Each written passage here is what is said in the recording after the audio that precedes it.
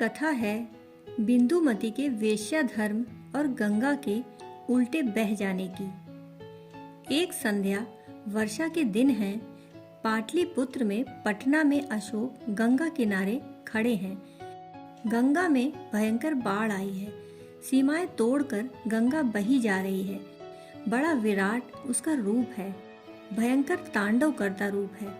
ना मालूम कितने गांव बहा ले गई, ना मालूम कितने खेतों को विनष्ट कर दिया, कितने ही पशु पक्षी बहते चले जा रहे हैं। अशोक खड़े हैं अपने आमात्यों, अपने मंत्रियों के साथ, और उन्होंने कहा कि क्या यह संभव है, क्या कोई ऐसा उपाय है कि गंगा उल्टी बह सके। ऐसा अचानक उनको ख्याल उठाया कि क्या कोई रास्ता है कि गंगा उल्टी बह सके स्रोत की तरफ। आमात्यों ने कहा असंभव है, और अगर चेष्टा भी की जाए तो अति कठिन है। एक वेश्या भी अशोक के साथ गंगा के किनारे आ गई। वह नगर की सबसे बड़ी वेश्या है। उन दिनों में वेश्याएं भी बड़ी सम्मानित होती थीं। वह नगर वधू है। उस वेश्या का नाम था बिंदुमती। वह हंसने लगी और उसने कहा कि अगर आप आज्ञा दें तो मैं गंगा को उल्टा बहा सकती हूँ। अशोक चौंके। उन्होंने कहा कि क्या ढंग है, क्या मार्ग है इसको उल्टा बहाने का। तेरे पास ऐसी कौन सी कला है। तो उस वेश्या ने कहा मेरी निजता का सत्य। बड़ी अनूठी कहानी है। उसने कहा मेरी निजता का सत्य, मेरे जीवन का सत्य, मेरी सामर्थ्य है। मैंने उसका कभी उपयोग नहीं किया। बड़ी ऊर्जा मेरे जीवन के सत्य की मेरे भीतर पड़ी है। अगर आप कहें तो यह गंगा उल्टी बहेगी, मेरे कहने से बहेगी। इसका मुझे पक्का भरोसा है, क्योंकि मैं अपने सत्य से कभी भी डिगी नहीं। सम्राट को भरोसा न आया। उन्होंने कहा देखते हैं। वेश्या ने आंखें बंद की और कहानी कहती है कि गंगा उल्टी बहने लगी। सम्राट तो वेश्या के चरणों में गिर पड़े और उन्होंने कहा बिंदुमती, हमें तो कभी पता ही न चला कि तू वेश्या के अतिरिक्त भी और कुछ है। यह राज, यह रहस्य तूने कहाँ सीखा। यह तो बड़े सिद्ध पुरुष भी नहीं कर सकते। वेश्या ने कहा मुझे सिद्ध पुरुषों का कोई पता नहीं। मैं तो सिर्फ एक सिद्ध वेश्या हूँ और वही मेरे जीवन का सत्य है। क्या है तेरे जीवन का सत्य, तू खोल कर कह। अशोक ने कहा। उसने कहा मेरे जीवन का सत्य इतना है कि मैं जानती हूँ वेश्या होना ही मेरे जीवन की शैली है, वही मेरी नियति है। अन्यथा मैंने कभी कुछ और होना नहीं चाहा। अन्यथा की चाह ही मैंने कभी अपने भीतर आने ही नहीं दी। मैं समग्र हूँ। मैं सिर से लेकर पैर तक वेश्या हूँ। मेरा रोआ रोआ वेश्या है, और मैंने वेश्या के धर्म से अपने को कभी च्युत नहीं किया। अशोक ने पूछा क्या है वेश्या का धर्म।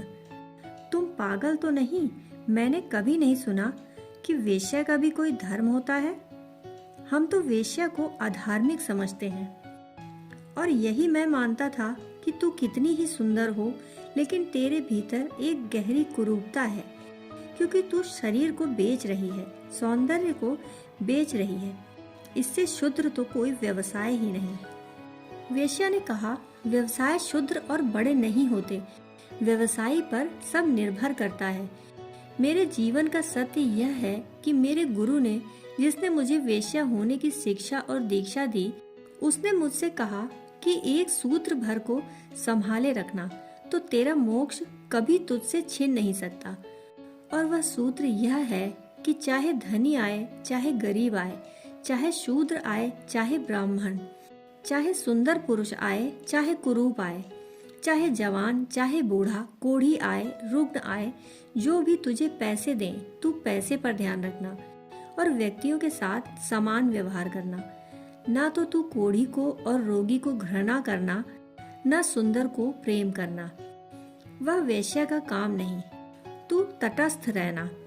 तेरा काम है पैसा ले लेना, बस बात खत्म हो गई। तेरा ध्यान पैसे पर रहे। ब्राह्मण आए तो तू अतिशय भाव से उसके पैर मत छूना। और शूद्र आए तो तू उसे इनकार मत करना। तेरा काम है पैसा, वेश्या का ध्यान पैसे पर।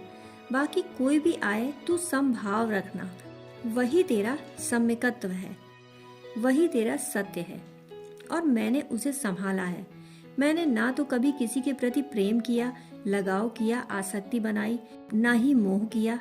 ना मैंने कभी किसी को घृणा की, जुगुप्सा की। नहीं, मैं दूर तटस्थ खड़ी रही।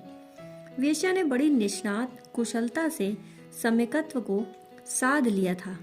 वेश्या का सवाल नहीं है, न सन्यासी होने का सवाल है, क्योंकि यह हो सकता है सन्यासी जंगल में बैठा हो और वेश्या का विचार करे, तब उसके भीतर द्वंद्व है, संघर्ष है, कुरुक्षेत्र है।